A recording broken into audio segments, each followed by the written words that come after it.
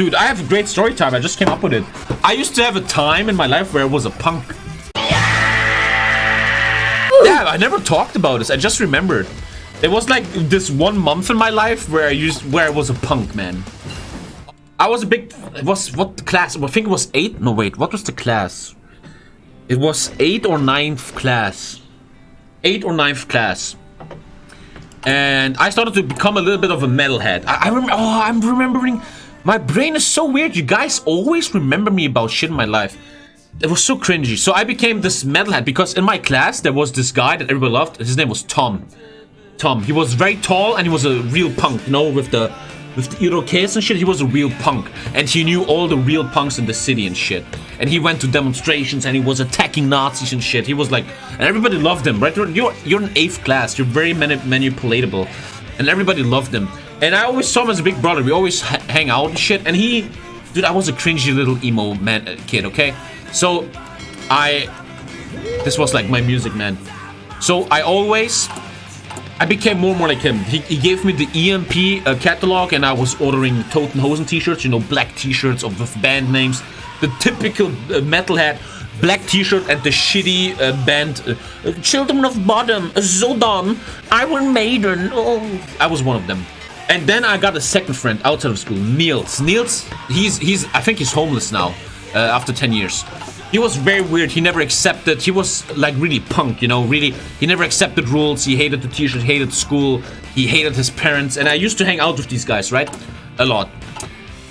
And again, I was very easy to manipulate because I had no friends really, right? I was the ginger kid that just changed school.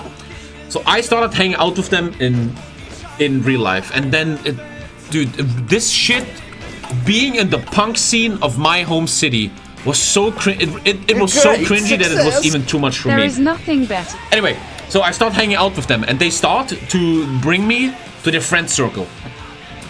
On my city, there's the big marketplace, and in the middle of the marketplace, there's a big statue of Georg Friedrich Händel. And that was where all the punks always, the whole town knew that. All the time, the punks and the gothics and all these people were meeting at that statue and just chilling there all night, drinking beer, listening to their music, just like being cringy. And one time, Tom and Niels, they brought me there. It was honest. Let's put the music out because this is a real story, man. I was, how old are you? 16, 15 or something? 8th class. I remember it was 8th class. I remember that. And nowadays, let me finish the story. Listen to this. All the truth. So, for the first time ever, I'm going to real punks. Like, they are old people, they're over 18, they have no job, blah, blah, blah. I'm going to real punks, like the real deal. I'm going there, like, hey, this is Tom, man. Hey, Tom, here's a Sternburger. He gives me one of these cheap 19-cent beers, right? And I'm like, wow, they accept me. And I'm just standing like a cringy little guy. And they're playing punk rock, and all the normal people, they look at us like, turn the fucking music off, you cringy fuckers. And I'm like, yeah, I'm one of you guys. And I already felt like, again, no disrespect, I don't mean anything political with this, but I stood there and like they had a leader. His name was Stinky. Stinky means smelly. I remember Stinky. I think he's dead nowadays. And he was like the boss, real fat punk, like real smelly and shit, blah blah blah. No offense, but that's just the truth. And he was so hey, nice to meet you guys. So there's a demonstration on Friday. I hope you can come, blah blah blah. And then, swear to God, true fucking story. And then there came 3 gothic guys.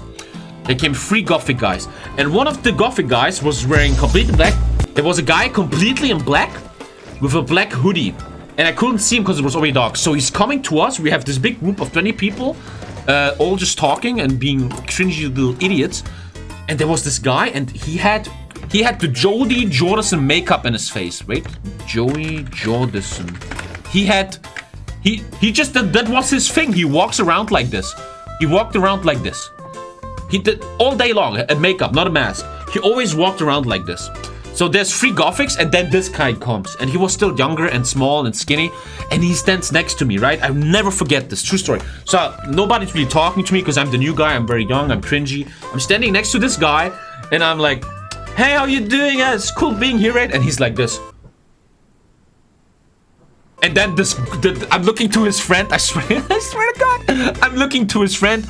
And he's like this super tall, skinny gothic guy. And he's like, he made a vow. He's not gonna talk ever again. And I'm just standing there like, cool, man. That's amazing, man. And it started to affect me. I'm starting to like, what the fuck, man? Where am I? What is this shit? What the fuck, dude? I didn't feel... God, I really had the feeling I don't belong here, man. So the next Friday... So, Friday is coming. And after school, Tom and Niels, they're getting me. They're picking me up. And with the bicycles, we drive to the marketplace. And at the marketplace, there's a big neo-Nazi demonstration. You know, the skinheads. They're demonstrating. And I remember this so well. So, I'm... joining this demonstration against the Nazis. This was the only demonstration I've ever been to. So I'm at the demonstration and I'm just so cringy. You know, Niels, he gets a box. You know these little boxes where you can do music with? He has one of these boxes and he's just playing punk rock. Even the punks inside of this demonstration were cringing about us. You have to imagine, 100 punks and me and my 2 friends, we were so cringy that they even looked at us weird. And I look around and all the real life punks, like the real punks, the 25-year-old homeless people, they're like even they are cringing, right? And then something crazy happened. Something very crazy happened. So the demonstration is over and the Nazis, they're walking around the city there. When they have a demonstration, they walk around. They have a route, right? They have a route. And then I remember this so well. So me, Niels and Tom were walking away, and then Tom's phone is ringing, and he's like, what? Okay, we're coming. I'm like, what the fuck's going on, right? And he starts jogging. I was like, come on, guys, come on. We got them. Like, what the fuck, man? What's going on? I'm just this cringy guy. This is a true story. I swear to God, I remember everything now. So we're walking around the city. We're walking like in the, between the houses and shit. And then in my city, there's a big little highway going through the city. It's like a big bridge of a highway. And we're going to the street corner. And all the punks, like the hardcore punks, the fucking homeless, stinky guys, right? They are there. And I'm like, hey, what's going on here? And they're like, they're coming. Like, what the fuck's going on, man? What are they doing, man? And then they knew the route of the Nazis. So we were on the street corner. And if you look up, you see a bridge where all the Nazis are walking over and saying like, Germany for Germans, blah, blah, blah. And I'm like, okay. And then this, I swear to God, this fucking one guy has a sports bag. He puts it down and there's stones in the sports bag. This is I swear to God, true story. And there's stones in the sports bag. And they all start taking the stones and throwing it up the bridge. No one was hitting. And then the police, I remember they put their helmets on and tried to defend the Nazis. And I'm standing there and I'm like, what the fuck, dude? My friend Niels takes a stone, throws it, and hits one of the guys in the fucking head. I fucking remember that shit, dude. There was like the skinhead, and he hit him here, and the skinhead is like, I remember the picture in my head, and he's like, ah. And Niels also was a kid, man. He was like 18. He's like, oh shit, fuck, I fucking hit the guy. Holy shit. True story. I remember this. I'm standing at the street corner. I'm not doing anything. I'm just like, what the fuck is going on? And behind us, there's a house, and everybody is looking at the windows because it's so. They're all looking, right? And suddenly, 3 six-packs, 3 very big police cars come around the corner, and they're like, the doors open, and they have like the shields, and they're like, ready. Let's go! And they just jump out of the police cars and try to catch everyone. And I remember this so well. I was such a genius. And they're taking all the punks and like, holy shit, and everybody's running. And I was so intelligent. I remember. I started running, but it was very, very cool back in the day to have shoes that you easily lose. I don't know, skater shoes. You know what I mean? Back in the day, it was cool to have shoes. When you run, you lose the shoe because these are skater shoes, you know, skater. So I'm running 2 meters and I lose my shoes. I'm like, okay, that's it. They're gonna fucking arrest you. Your mom is gonna fucking rape you tonight. So I lose my shoe, and then it happened. TommyKay gets 3000 IQ 3D chess, and here it goes. So I'm on the ground, I stand up, the police is taking care of the big guys, and I do the following.